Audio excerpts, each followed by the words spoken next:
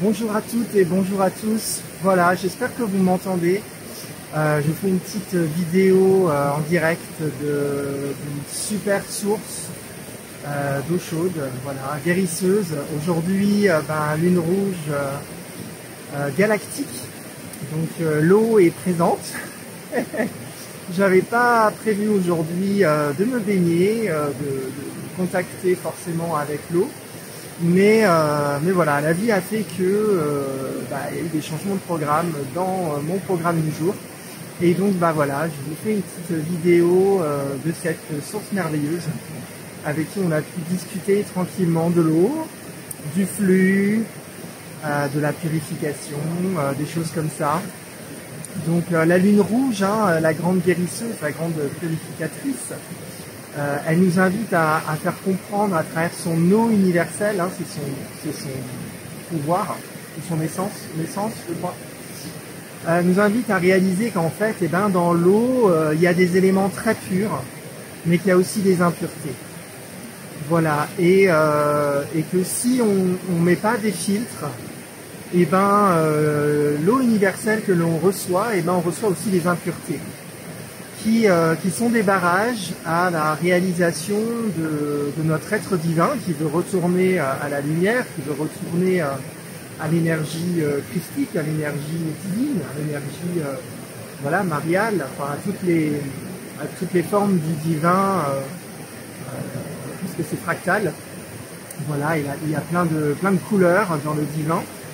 Et on a chacun un parcours avec une couleur différente, et il y en a même qui traversent plusieurs couleurs au fur et à mesure de notre vie, de notre réalité, avec la sagesse du miroir. Mais en tout cas aujourd'hui, l'eau nous invite à ça, l'eau nous invite à filtrer. Voilà, c'est ce qui m'était venu aujourd'hui et que j'avais envie de vous partager. Donc avec la sagesse du singe, créez des filtres vibratoires autour de vous afin de ne pas être pollué par toutes les choses qui font partie de l'univers, qui font partie du divin, mais qui ne sont pas en lien avec votre parcours personnel. Voilà, qui sont en lien avec le parcours d'autres personnes, mais pas le vôtre. Et si vous voulez avancer très vite, nous avons tout intérêt à mettre des filtres.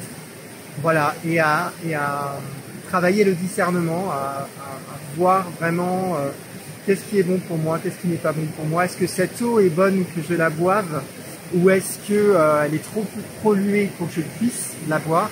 Et si je n'ai pas le choix d'utiliser cette eau-là, peut-être que je peux mettre en place un filtre pour nettoyer cette eau. Et cette eau parfaite et pure, parce que l'eau fait partie aussi de notre corps physique, à 80% à peu près, si elle est pure, elle va pouvoir aussi nettoyer notre corps, nettoyer les émonctoires, nettoyer tout ce qui a besoin d'être nettoyé, nettoyer tout ce qui est cristallisé, toutes les mémoires cristallisées dans nos différents corps, physiques mais aussi énergétiques, et qui crée la réalité dans laquelle nous sommes et dans laquelle je suis, et qui peut nous empêcher parfois de vivre heureux, tout simplement.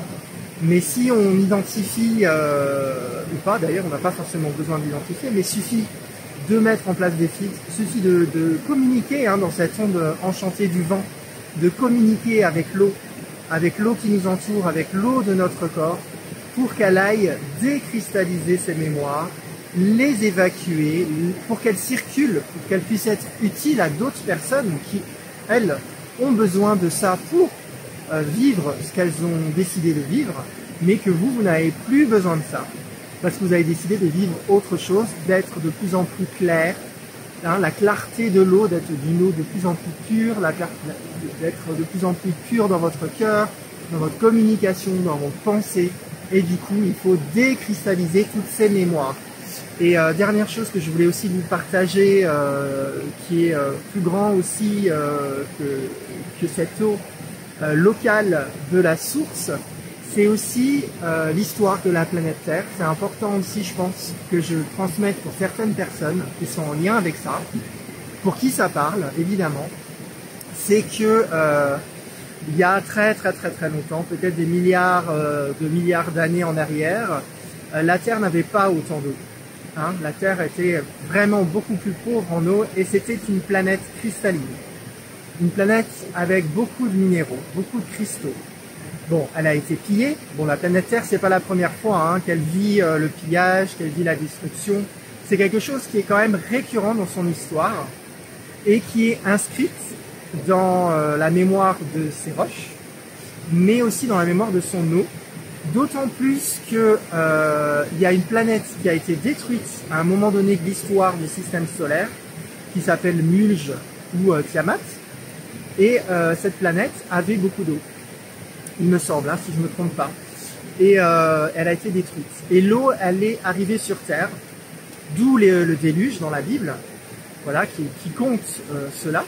Et cette eau n'est pas arrivée du ciel par hasard, elle est venue d'une autre planète.